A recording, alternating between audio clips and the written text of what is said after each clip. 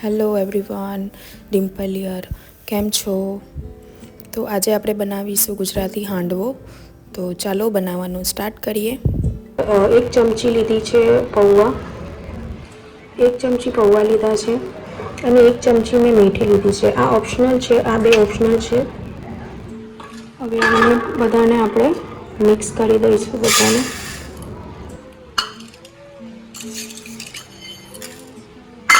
તુવેરની દાળ, ચણાની દાળ, મગની દાળ, અડદ દાળ, પૌવા અને મેથી. આ બધાને સારી રીતે આને ધોઈ કાઢશું. મેં સારી રીતે ધોઈ કાઢ્યા છે. આમાં પાણી નાખીને મેં આમાં પાણી નાખ્યું છે. હવે આપણે એને 7 કલાક માટે બોળાવવા માટે મૂકી દઈએ.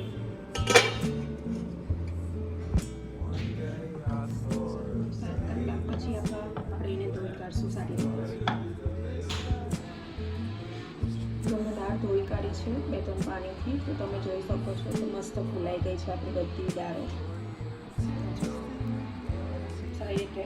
તમે આને 3 કલાક પણ બોળી શકો. તમને અગર જલ્દી કરવું હોય, ઇન્સ્ટન્ટ બનાવવું જોઈએ, 1 કલાકમાં પણ આપણી દાળ આવી ફૂલીને રેડી થઈ જાય છે. પણ એમાં ગરમ પાણી આપણે ઉમેરીએ જ્યારે આપણે બોળવા મૂકીએ ત્યારે. તો ચાલીએ આપણે પીસી લઈએ સારી રીતે.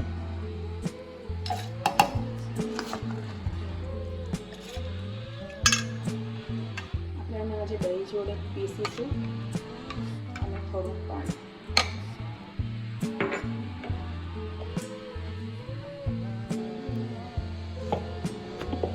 બેટરને પીસી લીધું છે. તો આપણને જાડું જ વાટવાનું છે.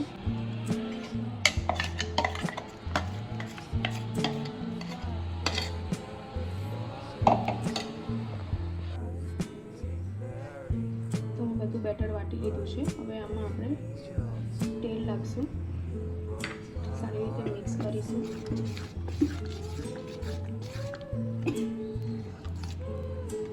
પછી ગરમ જગ્યા પર મૂકી દઈશું આઠવા માટે. બેટરને સારી રીતે મિક્સ કરી દીધું છે. હવે આપણે ગરમ જગ્યાએ આને મૂકી દઈશું 5 કલાક માટે.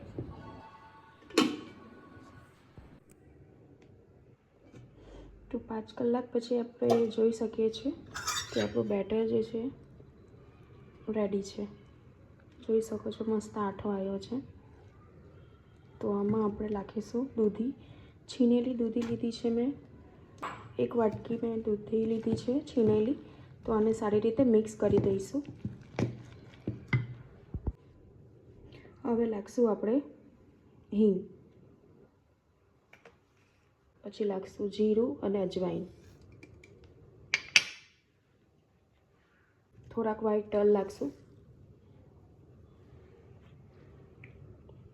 આદુ મરચાંનો પેસ્ટ નાખશું, ગોળ નાખશું. ગોળ મને વધારે ગમે છે હાંડવોમાં, એટલે હું ગોળ વધારે જ નાખું છું. અને ધાણા. અને સારી રીતે મિક્સ કરી લઈશું આપણે.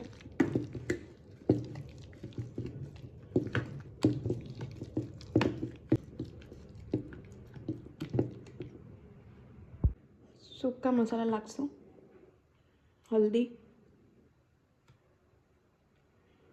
ધાણા જીરું અને લાલ તીખું મરચું થોડું વધારે. સારી રીતે મિક્સ કરીશું. હવે લાસ્ટમાં આપણે નાખશું નમક.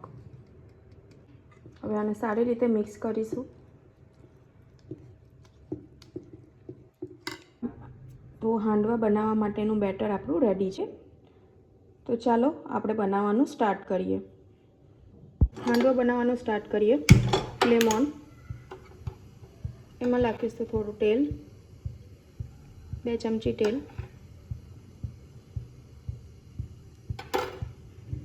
તેલને જરાક ગરમ થવા દઈએ. તેલ ગરમ થઈ ગયું છે તો આપણે નાખી દઈએ એમાં રાઈ, તલ અને હવે નાખીએ આપણું બેટર હાંડવાનું.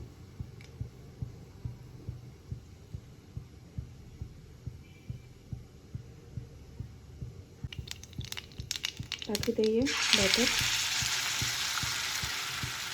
હું આજે કઢાઈયામાં બનાવી રહી છું.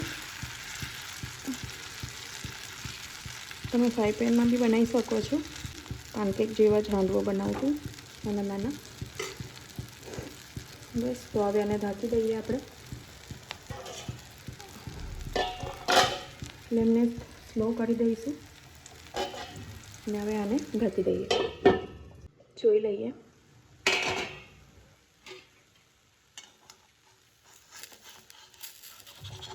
એક સાઈડે આપણું થઈ ગયું છે હાંડવો.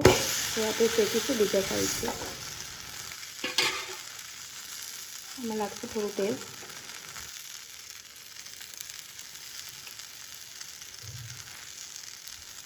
પાછું રાખીશું.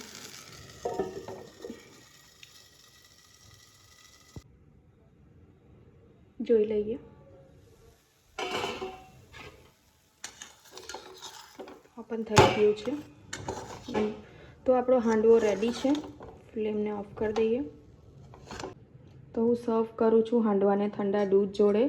તો કેવી લાગી તમને મારી રેસીપી? અગર ગમી હોય તો મને સબસ્ક્રાઈબ કરજો, લાઈક કરજો, શેર કરજો, કમેન્ટ કરવું ના ભૂલતા.